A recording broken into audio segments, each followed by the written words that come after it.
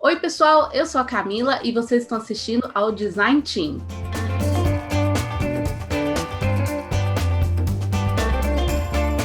Hoje eu tenho um convidado muito especial, que é o Gabriel Milanês. Ele trabalha lá na Box. E, Gabriel, muito obrigado por estar aqui. Deixa eu colocar você aqui na nossa janelinha de visualização. Aqui está ele, Gabriel Milanês. Gabriel, obrigada pela presença e bem-vindo ao Design Team. Oi, Camila, obrigado pelo convite. É um prazer estar aqui com vocês para bater esse papo hoje.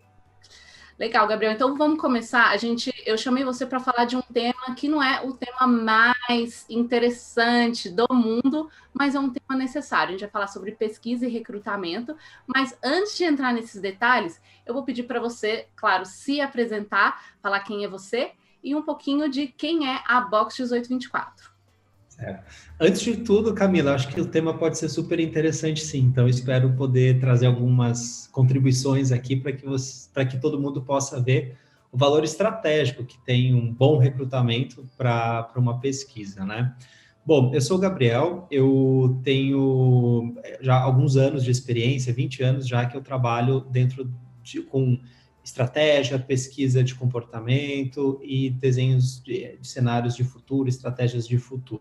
Né? Então, de formação, eu sou sociólogo, sou publicitário, né? Tenho uma formação acadêmica dentro da sociologia e também trabalho na Box 1824 já há mais de 10 anos. Né? Então, a Box, nós somos uma consultoria de estratégia e inovação. Então, nosso trabalho, basicamente, é entender comportamento, mas não só compreender, mas ajudar as empresas, ajudar as marcas, ajudar instituições a compreender quais são os novos comportamentos e traduzir isso em estratégias de negócio para inovações, para, enfim, abrir novos mercados, conhecer novos públicos. Então, os objetivos dos nossos estudos, eles podem ser muito variados, mas a gente tem sempre esse compromisso de colocar essa lente no futuro, né? De projetar um pouco, né, os próximos passos aí do mercado, da sociedade, para conectar as marcas, então, a esses cenários de futuro. Em linhas muito gerais, é isso que a gente faz.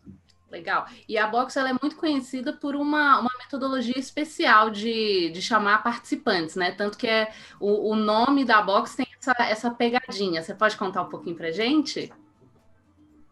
Claro, quando a Box nasceu, o 1824 é um centro de influência da sociedade, né? Então, como eu disse, nós estamos sempre preocupados em olhar o futuro, então não tem bola de cristal, nós temos métodos, nós temos formas de colocar essa lente em relação ao futuro, digamos assim.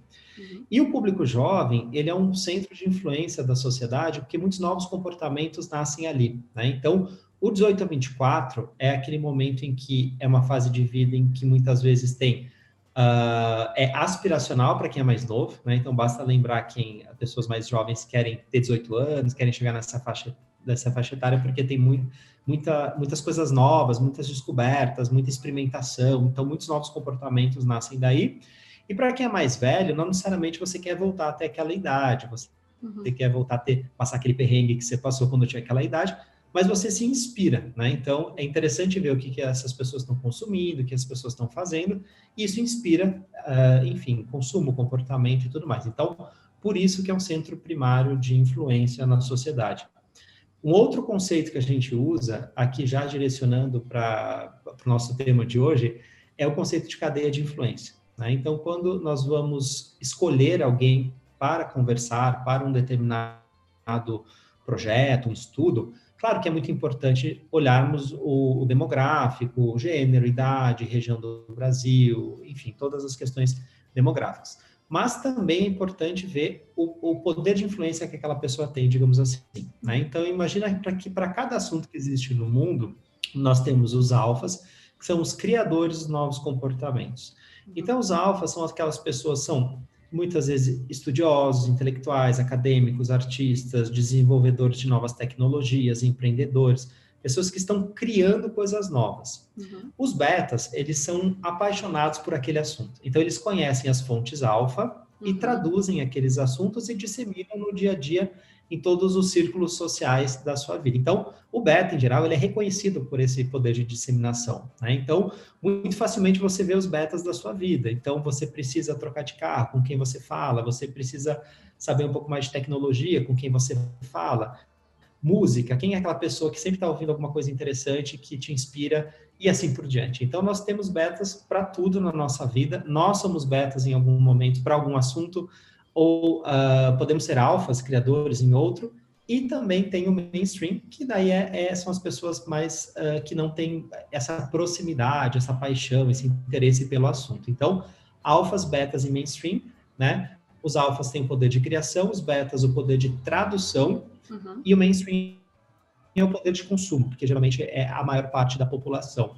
Então, por isso que a Box sempre olhou com muito cuidado para esses perfis, principalmente dos betas. Então, quando a gente identifica um comportamento que o beta já aderiu, muito possivelmente isso vai descer para a massa muito brevemente, porque o beta, imagina que são pessoas normais na nossa vida, que estão circulando essa informação, que estão dizendo, olha, isso é bacana, né, aderindo novos comportamentos, então estão fazendo circular, digamos assim, essas tendências. Então, por isso que a Box também ficou muito conhecida, porque a Box cunhou, né, a cadeia de influência, todos esses papéis de disseminação.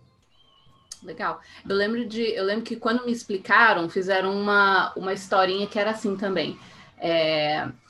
Imagina que agora tem uma moda que é pintar o cabelo de roxo, tá?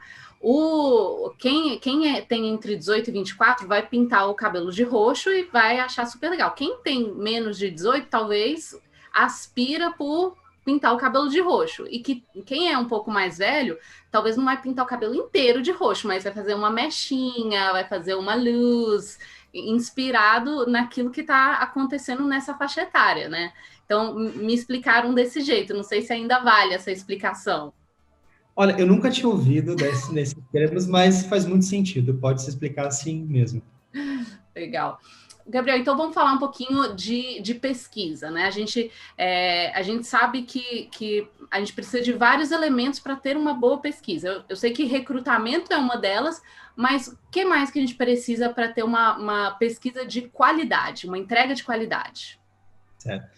Bom, Camila, em primeiro lugar, eu acho que é ter a clareza do motivo que nos leva a pesquisar, né? Porque existem muitas metodologias, muitas formas diferentes de se fazer pesquisa, né? Então, eu acho que tem uma primeira distinção que ela é muito importante, que são as pesquisas qualitativas e quantitativas, né? Então, muitas vezes, as quantitativas, elas envolvem métodos estatísticos, você precisa calcular as amostras, saber se você vai representar aquele universo, quais são, né, digamos, as distribuições que você precisa buscar. Então, tem toda uma ciência por trás, né, de se calcular a amostra.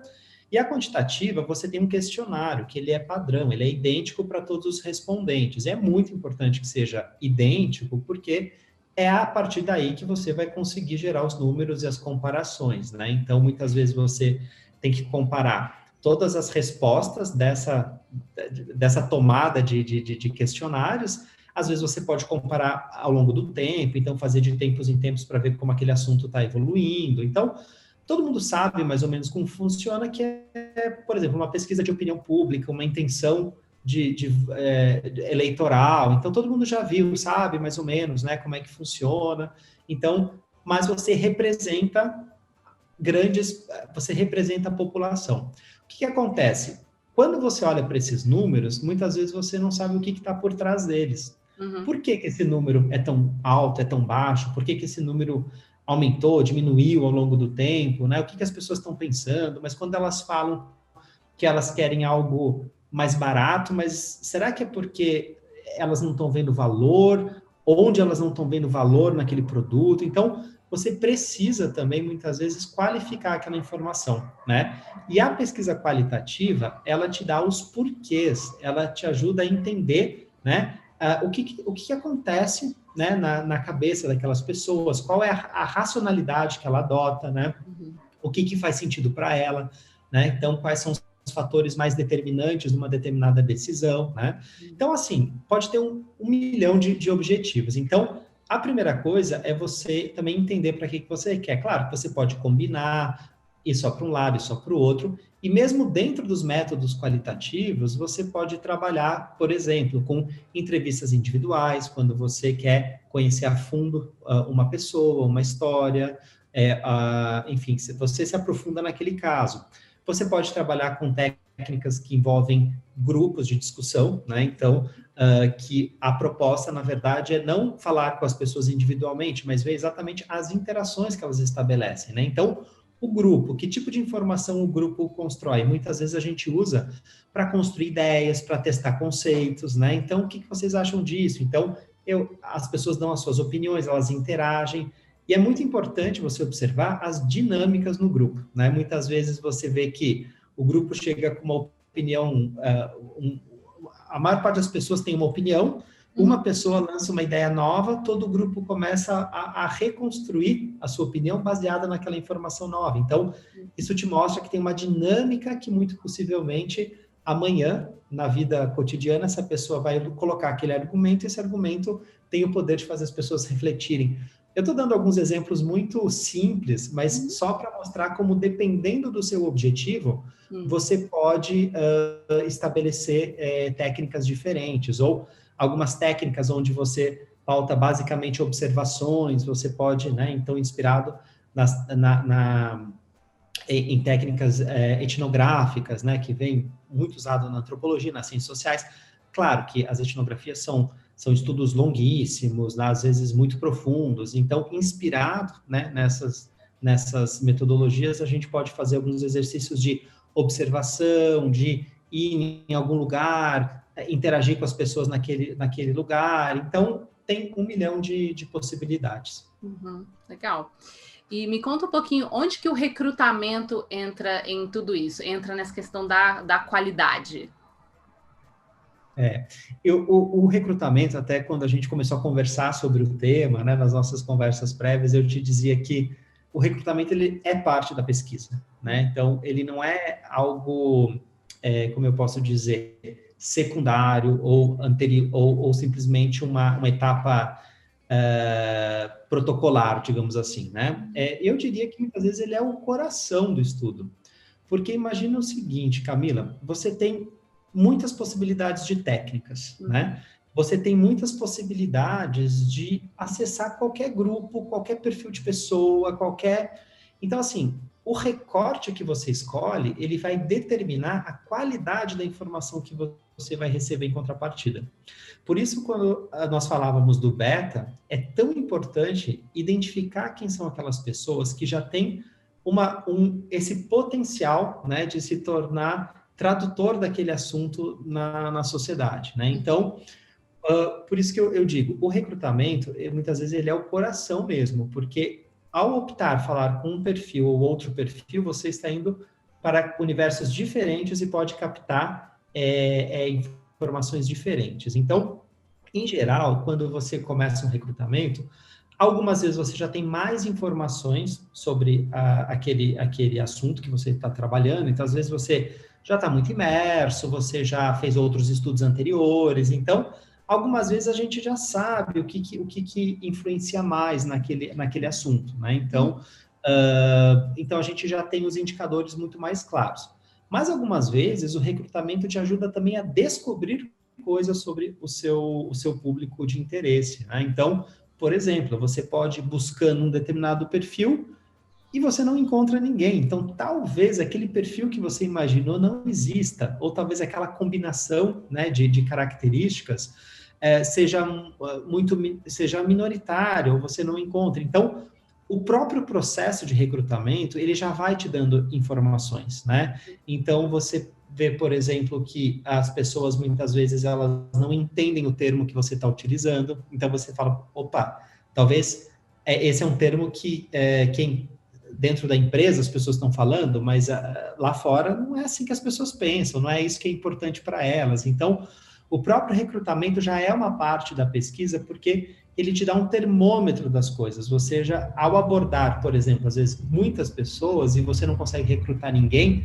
opa, né, abordando pessoas, ou você está num universo muito segmentado, você não está saindo das bolhas o suficiente para fazer aquele recrutamento, ou algumas vezes aquilo realmente te conta alguma coisa, né? Então, eu acho que o recrutamento ele é muito importante, tanto porque direciona a qualidade da informação que você vai ter, e, por outro lado, pode te trazer informações que você não tinha, e, inclusive, mudar o rumo da sua investigação, dependendo do que você descobre nessas abordagens.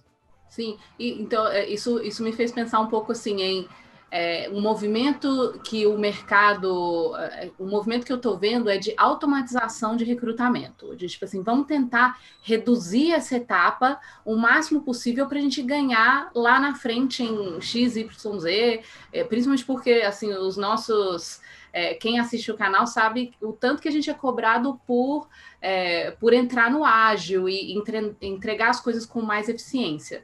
Então, assim, nisso que você está falando, Gabriel, dá para a gente enxugar o recrutamento para automatizar sem comprometer a qualidade? Olha, Camila, eu diria que automatizar não é uma boa palavra para se pensar recrutamento, né? Definitivamente não, porque eu acho que às vezes a gente fica espremido, né, nas metodologias ágeis eu acho que tem um desafio de saber onde a gente pode tirar tempo e onde este tempo que você tira, ele pode se reverter em problemas lá na frente, né? Então, eu costumo, né, e aí claro, acho que cada profissional também tem os seus jeitos de trabalhar. Mas, para mim, um bom planejamento do trabalho, ele é essencial, né? Você gastar um pouco mais de tempo, às vezes, no começo, e aí, claro, varia o tempo que cada um tem disponível, porque, às vezes, se o seu prazo são 3 dias, gastar um bom tempo, às vezes, é um dia, né? Então, se o seu prazo é um mês, às vezes pode ser uma semana. É relativo de acordo com o que você tem. Mas eu acho que este planejamento de imaginar, né, o que você vai buscar, o que é importante, né, de pensar muito bem um filtro, pensar muito bem uma abordagem, como é que você chega, né, até essas pessoas. Então, eu acho que um bom planejamento, ele é essencial, porque aquele tempo que você investe, né, pensando, né, no que faz sentido para aquele projeto, pode fazer toda a diferença lá na frente. Então, o que eu diria? Mais do que muito tempo, menos tempo, eu acho que é você ter segurança naquilo que você vai recrutar, né? Porque, como eu dizia, às vezes é um perfil que você já conhece, trabalhos anteriores que você já fez, então você sabe claramente qual é aquele perfil que você já precisa, você já sabe, né? Já acessa essas redes, então às vezes não é um desafio, não é aqui que está o desafio do seu estudo, né? Às vezes o desafio está muito mais em como é que eu vou tirar essa informação dessas pessoas que eu já sei quem são. Algumas vezes o desafio pode estar no recrutamento, porque pode ser que você chegue num seguinte dilema. É mais difícil encontrar essa pessoa, no entanto, eu tenho certeza que as informações que ela pode me trazer podem, né, me ajudar a fazer um projeto muito melhor. Então, vale a pena, às vezes, você gastar um pouquinho mais de tempo para chegar naquele perfil, para você ter uma qualidade lá na frente, porque é muito frustrante você também ter uma entrevista e não conseguir insights bons, não conseguir informação de qualidade para trabalhar, né? Então, eu diria, como tudo, né? Não tem uma fórmula, mas eu diria que o importante é você ter a segurança de que você está fazendo as escolhas, né, que vão ser que vão te ajudar lá na frente, e se isso demandar um pouquinho mais de tempo, é um tempo que muitas vezes é muito bem investido. Sim. Não, e você me fez lembrar de um ponto importante sobre o viés do recrutamento, né? E aí, isso emenda na minha próxima pergunta, que está relacionado a pessoas que são, tipo, pesquisadores de um time, que é uma pessoa só, né, no time, só ela que vai fazer. Ou pode ser um pesquisador, ou um designer, um product manager, seja lá o que for. Ela tá ali sozinha, tem que fazer todo o processo de pesquisa, desde o planejamento até a entrega, e muitas vezes aquela pessoa trabalha no contexto do produto, ela é funcionária, por exemplo, da Lego, tá? Ela já trabalha ali, ela vai ter que conduzir a pesquisa. Eu queria te perguntar, assim, quais dicas você dá para essa pessoa não surtar? E também, emendando no que você falou, um pouco da... Tipo, quando você trabalha numa empresa, você já conhece um pouco do perfil, você já está mais acostumado. Como que eu faço uma checagem de que o meu viés o meu viés de conhecer tão bem o produto não está interferindo na minha forma de recrutar? Perfeito. Eu acho que, bom, vamos lá. Vamos falar antes do dilema de ser uma pessoa só às vezes, né? De ter que fazer tudo, né? Então, hoje, eu acho que nós temos muitas ferramentas que nos ajudam, né? Nós temos as redes, nós temos outras formas de chegar nas pessoas. Porque imagina que antes de ter, né, as redes sociais, antes de ter toda essa disseminação, era na rua, era no telefone que as pessoas encontravam, e como que você encontra uma pessoa de um determinado perfil, né? Hoje existem muitos atalhos interessantes, porque dependendo do assunto, você consegue encontrar comunidades, grupos abertos, você consegue encontrar pessoas que são referência naquele assunto e você consegue ver quem é a comunidade, quem segue, quem está ativo nas redes muitas vezes. Então, esse, por exemplo, para quem não tem, porque existem empresas que fazem só o recrutamento, né? Então, em geral, quando você trabalha com estudos mais estruturados, né, essas empresas elas entram como um parceiro muito importante. Mas, algumas vezes, se você não tem esse recurso, né, você pode fazer da maneira que você tem, né, o recurso que você tem nas mãos. Então, eu acho que hoje as redes são grandes aliados, né? Então, as pessoas... E o segredo, sempre, de um bom recrutamento é você variar as redes onde você vai recrutar. Porque se você encontra uma comunidade, por exemplo, você encontra um grupo, e aqui pode ser virtual, pode ser físico, mas são pessoas que interagem entre si. Muito possivelmente, aquele universo tende a compartilhar muito das mesmas opiniões, das mesmas visões, e se o pesquisador, é isso que você pergunta ainda, estiver inserido naquele universo, de fato não é uma boa ideia você ficar só naquele lugar.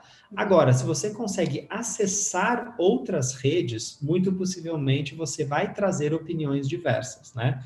Então, tem uma técnica que ela é muito simples, na verdade, ela pode ser usada, que é a bola de neve, né? O que é isso? Você entrevista uma pessoa, você pede para essa pessoa te indicar outras pessoas. Aí, essa outra pessoa você pede para indicar outras pessoas. Então, em alguns passos, você já chega numa pessoa que é distante da sua rede, né? Então, essa é uma técnica muito simples, né? Então, é um jeito muito simples, que é pela indicação. Então, imagina que, por exemplo, a gente partiu aqui de 2 informantes. Cada um desses informantes indicou 3, e cada um desses 3 mais 3, e cada um, né? Eu não preciso entrevistar todas essas pessoas, mas eu tenho já um universo maior para eu escolher quem pode ser um participante mais adequado dentro daquele meu objetivo, né? E, de novo, tudo depende do objetivo que você tem, dos perfis que são mais adequados, né? Então, de fato, assim, eu diria que para, primeiro, né, usar as redes, usar as conexões, usar as pessoas que você consegue, mas tomar o cuidado de não buscar sempre do mesmo lugar, porque aí você tende a ter as opiniões que se repitam. Variar as redes é algo muito chave, e pedindo indicações, então assim você consegue chegar em mais casos, mais pessoas diferentes, eu digo, né? Uhum. E dessa forma você consegue ir tirando o seu viés da proximidade, né? De eu conheço fulano, chamei ele, mas aí, na verdade, o que está valendo, né, entre aspas, é o contato do contato, né? Isso, e aí você vai conseguindo chegar em lugares mais distantes, né? Agora, é claro, daí também não podem ser todas as pessoas da mesma rede, né? Então, esses contatos, geralmente, você pede para ir te indicando lugares, e funciona muito bem, tá, Camila, em geral. Então, você vai indo. E eu acho que tem um outro ponto, né, que na pesquisa qualitativa, por isso que eu fiz questão de, no começo, falar uma quant, uma quali, né? O número de entrevistas qualitativas também é uma questão muito relativa, porque... numa entrevista qualitativa, você pode dizer assim, entrevistei 100 pessoas, fiz 100 entrevistas qualitativas, fiz 200. Mas se você não tiver aquele desenho estatístico que representa uma população, você não pode generalizar, porque você não tem, né? Então, são propostas diferentes. Então, por isso que na quali, muitas vezes é muito melhor você ter menos casos, mas bons casos, né? Então, ter pessoas, ou bons betas, ou ter pessoas que de fato representem, venham de redes diferentes, mas tenham muita qualidade de informação para te contar, porque isso vai te ajudar muitas vezes, muito mais do que falar mais ou menos com 100 pessoas, tá? Então, claro, de novo, eu não gosto de fechar, né? Não cabe, porque cada pesquisa tem que ser pensado à luz de um problema, né? Então, eu tenho um problema, eu tenho um desafio. Então, qual é a minha pergunta de pesquisa? Aí, a partir desta pergunta de pesquisa, eu vou entender com quem eu vou falar. E pode ser que para essa pergunta eu preciso falar com mais gente. Eu preciso, na verdade, de alguns insights que possam, né, me ajudar a destravar uma inovação. Então, depende do assunto. Mas eu diria que na Quali, também para a gente não ficar tão refém do número de entrevistados, é muito mais importante, algumas vezes, você ter boas entrevistas, né, de onde você tira com muita qualidade aquilo que você precisa, né, e isso te ajuda a trabalhar, gera os insights que você precisa, né, para desenvolver o seu trabalho, qualquer que seja o seu trabalho. E também tem um conceito que a gente usa bastante em métodos qualitativos, que é a ideia do ponto de saturação, né? Então, o que significa? Às vezes você começa a fazer entrevistas, né, e as coisas começam a se repetir com muita frequência. Aí você fala, poxa, mas eu busquei pessoas de redes diferentes, são pessoas que têm histórias diferentes, elas vêm de lugares muito diferentes, mas ainda assim as coisas estão se repetindo, e não estão se repetindo porque elas vêm do mesmo grupo, né? Mas talvez se repitam porque você chegou num ponto de saturação que é aquele assunto, ele tende a ter, digamos assim, opiniões muito semelhantes, né? Então, por isso que numa qualitativa, o importante é você buscar casos muito diferentes, então você tenta, dentro daquele universo que você quer pesquisar, ter perfis muito diferentes, porque você dá margem para que os diferentes apareçam, né? E aí você vai trabalhar dentro de todas aquelas diferenças que apareceram. Quando as coisas começam a se repetir, significa que talvez você já tenha uma massa crítica boa para trabalhar, você não precisa continuar fazendo mais entrevistas, né? Então, às vezes a gente tenta se apoiar no número, né, para mostrar relevância, e uma pesquisa qualitativa não é sobre o número de entrevistas, é sobre a qualidade da informação. Aí depois, se você precisar ver quanto que isso representa da população brasileira, de São Paulo, aí você vai para um método quantitativo, né? Então, por isso que é super importante você ter clareza do método que você está usando para responder aquela pergunta de pesquisa que você tem. Não, muito bacana. E eu acho que essa qualidade dos participantes que vão te dar esse termômetro de se está na hora de seguir em frente ou se eu preciso recrutar mais gente, eu acho que acontece muito de a gente ter conseguir participantes que são monossilábicos. Tipo, pessoas falam, às vezes a circunstância, ela não sabe muito bem para que vai aquela informação, ou são pessoas que são mais introspectivas mesmo e não tem aquela coisa de ficar falando muito. Você acha que essa pessoa... eu sempre gosto de falar assim, é melhor ter uma entrevista mais ou menos ou não ter nenhuma? Assim, porque assim, nesse caso, quando a gente está trabalhando no ágil, às vezes fica difícil a gente ficar substituindo até a gente chegar num ponto maravilhoso, né? Às vezes o feito é melhor do que o perfeito. O que você pensa sobre isso? Bom, eu acho que, claro, existem perfis de pessoas, mas uma coisa que a gente tem que considerar também é que às vezes o silêncio é uma resposta, né? Quando você está pesquisando uma pessoa, você não está olhando apenas o que ela fala. É como ela olha, como ela reage, né? Onde ela trava, o que ela não quer comentar, porque às vezes as pessoas não querem comentar algumas coisas e você vê que tem algo por trás. É um assunto delicado, é um assunto íntimo, é um assunto em que ela vai se sentir exposta, ou ela não sabe realmente, enfim, tem 1 milhão de motivos, e um bom pesquisador, ele também tem uma sensibilidade de entender um pouco aquele cenário. Então, a primeira coisa que eu acho que é importante a gente dizer é que, às vezes, se a pessoa não está dando a informação que a gente gostaria, pode ser que a gente não esteja perguntando de um jeito favorável a ter aquele tipo de informação, né?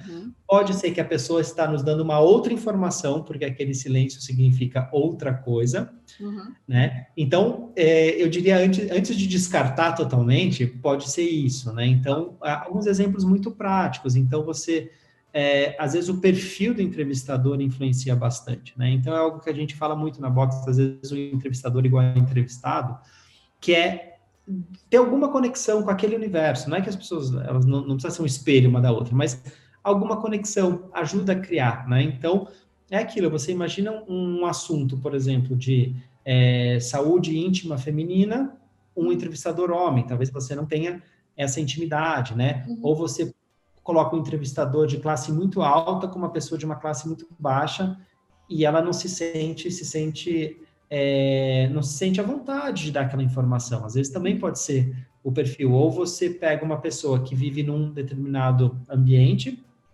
e coloca leva uma pessoa que mora mora muito longe, coloca num lugar que não tem nada a ver com a vida dela, que é um lugar que ela nunca viu, nunca entrou, ela pode se sentir acuada naquele espaço. Então, tem muitas variáveis que podem acontecer. E às vezes a gente está perguntando de um jeito que as pessoas não sabem. Às vezes a gente está perguntando, será que a gente está perguntando na linguagem delas ou na nossa, né?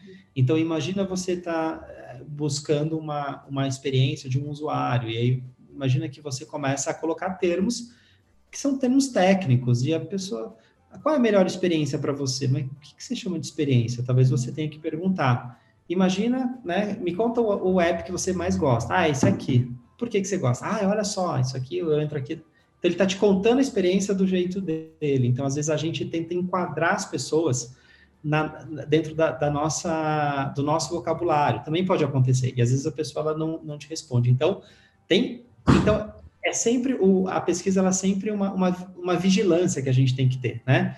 Estamos, né? É o perfil do pesquisador, é a maneira que o pesquisador está se portando, é o tipo de pergunta que a gente está fazendo, será que é um assunto propício, né, para uma conversa? Então, algumas vezes, as pessoas também esperam que a resposta saia pronta da boca das pessoas, e não sai pronta. O que acontece? Nós temos que conhecer as pessoas, perguntar, né, coisas relevantes, e a partir dessas respostas, você constrói a resposta ao seu problema, né? Então, o seu problema, a sua pergunta de pesquisa pode ser: como eu faço uma melhor experiência para o usuário aqui, neste contexto, né?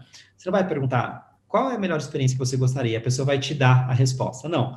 Você vai captar informações, né? Gosta disso, gosta daquilo, se incomoda com isso, né? Não conhece, isso aqui é uma inovação, isso aqui. Você vai juntar tudo isso e você vai montar a melhor experiência a partir do que você descobriu, né? Então, essa às vezes não é raro acontecer isso, das pessoas ficarem tentando fazer perguntas que o entrevistado te dê a resposta. A resposta da sua pergunta só você pode montar, você tira insumos dessas pessoas. Gabriel, agora conta pra gente um pouquinho, ou conta um caso, alguma coisa que aconteceu de perrengue ou de sucesso na Box que vale a pena aqui compartilhar com a galera. Olha, eu acho que primeiro, acho que é importante tranquilizar todo mundo que perrengue sempre acontece, tá? Porque imagina que quando você pensa no recrutamento, você pensa em vários filtros, vários indicadores. Às vezes isso não existe na realidade, né? Então tem às vezes o modelo que o pesquisador tem na cabeça e a realidade, né? Então, o que acontece? Muitas vezes eu acho que é importante a gente não ficar tenso. Às vezes você imagina que tem uma pessoa com todas aquelas características e você não encontra 100%. Faz parte do jogo, e a gente aprende também com o recrutamento, né? Então, tanto que aprende, como eu falei, acho que às vezes a gente tem alguns desafios que nos obrigam a pensar de uma maneira completamente diferente, né? Então, por exemplo, alguns perfis de entrevistados você não consegue muitas vezes acessar pelos recrutamentos tradicionais, pelas empresas, né? Então, eu estou me lembrando aqui de alguns exemplos e vou contando. Por exemplo, pesquisa com pessoas mais milionárias, sim, muito rico, né? Pessoas que têm rendas absurdas, grandes herdeiros, sabe? Então, eu já precisei falar com esse público. Então, não dá, essas pessoas elas não estão disponíveis nas redes para você, elas não, né? Então, o que você precisa fazer muitas vezes? Então, você precisa encontrar pessoas que acessem essas redes, essas pessoas vão buscar, por exemplo, já me aconteceu. Então, você fala, como que eu vou resolver esse problema? Então, aí você precisa, na verdade, acessar algumas pessoas que acessam, e aí você consegue chegar nesses universos, né? Já houve questões, por exemplo, que a gente foi buscar E o recrutamento não encontrava, e não eram perfis, não eram milionários assim, eram simplesmente perfis que, por exemplo, a gente imaginava que tinham determinados hábitos e não tinham. Então, quando você cruza pessoas com essa idade, com essa classe, que tenha este ou aquele hábito, você não encontra ninguém. Então, quando um recrutamento que vai para muitas redes, fala com muitas pessoas no Brasil inteiro, te fala, olha, a gente não encontrou exatamente, e nos obrigou a voltar. Aí fomos olhar os dados e pedimos para o cliente para ver com mais detalhes como se davam essas quebras, e a gente descobriu que, de fato, aquela combinação não existia, porque aquelas pessoas daquela classe, daquela idade, todas já tinham hábitos que a gente não imaginava, por exemplo, né? Então esse tipo tem que estar aberto para ir aprendendo também, né? Então, já tivemos o desafio de recrutar pessoas que não sabiam, por exemplo, eu tinha que conversar com algumas pessoas que tinham uma determinada, enfim, era um projeto de saúde, algumas pessoas num determinado quadro de saúde, né? Só que elas não falavam, elas não verbalizavam aquilo que elas tinham. Então, quer dizer, os profissionais de saúde que a atendiam sabiam, mas não necessariamente as pessoas sabiam, falavam aquele nome daquela condição clínica que elas tinham. Aí, o que a gente teve que fazer? Conversar com médicos para ver o que aquelas pessoas, como que a gente poderia chegar de um jeito indireto. Então, por exemplo, a gente descobriu que aquelas pessoas tomavam X classes de medicamentos. Então, se a gente perguntasse uma pessoa que tomasse aquela combinação daqueles grupos de medicamentos, muito possivelmente seria uma pessoa que estaria apta a responder aquela pergunta. Então, a gente teve que ir para um outro jeito para recrutar, né, aquela pessoa. Pode ser que você tenha pessoas que não declarem publicamente aquela condição, né? Então, você fala, por exemplo, de pessoas que têm determinados hábitos ou enfim, determinadas atitudes, frequentam determinados lugares ou têm alguma questão que elas não querem ser identificadas. Então, como é que você faz, né? Você tem que chegar para algumas redes íntimas de segurança, de anonimato, Então, assim, são milhares de perrengues que a gente passa no meio do caminho. Então, o importante é você sempre estar aberto a pensar de um jeito de como que você vai acessar aquelas pessoas. E algumas vezes voltar e rever seu modelo, porque talvez aquele perfil que você está buscando não necessariamente exista com tanta frequência aí na sociedade. Que já é um achado de pesquisa, né? Já é uma informação importante. E já é um achado. Por isso que eu falei no começo que o recrutamento, ele já é a pesquisa, né? Então, você já está descobrindo coisas. Então, ficar muito atento, né? A tudo que você encontra, né? Ao que as pessoas falam durante a conversa de recrutamento. Tudo isso já vai te ajudando, né? Então, porque no recrutamento você fala com muito mais pessoas do que aquelas que você vai efetivamente depois fazer né, chamar para uma entrevista ou, né, ter essa abordagem mais aprofundada. Mas aquilo que você ouve conversando com todas essas pessoas, por mais que elas não sejam as escolhidas, isso também é informação. Então, não joguem fora essas informações que muitas vezes elas podem ser valiosas e podem, inclusive, estimular a rever tudo aquilo que você estava pensando, né? Bem legal. Nossa, super legal, Gabriel. E assim, eu acho que tá vindo tudo isso que você está trazendo está vindo num momento muito importante, que de falar desse tema aqui no Design Team, que é sobre recrutamento, mas também da importância da qualidade e rigor na pesquisa, para que a gente realmente chegue a um resultado que vai ser acionável e que vai realmente mexer no ponteirinho de indicadores e de qualidade, seja lá o que for. Então, eu queria que, se você quiser falar alguma coisa, eu vou deixar aqui na descrição, pessoal, os links do site da Box, das redes da Box, para quem tiver interesse para acessar, para conhecer mais. E, Gabriel, vou deixar você falar, assim, só para finalizar a nossa conversa, falar um pouquinho para os nossos queridos seguidores sobre o assunto que você quiser, tá? O papo é seu. Tá bom.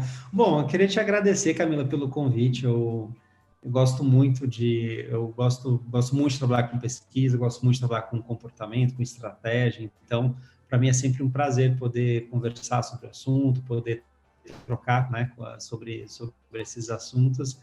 Então, acho que foi muito legal o nosso papo, espero que possa ajudar, né, outras pessoas a pensarem ou estimular as pessoas para que se interessem um pouco mais pelo assunto. Então, acho que isso é bastante interessante.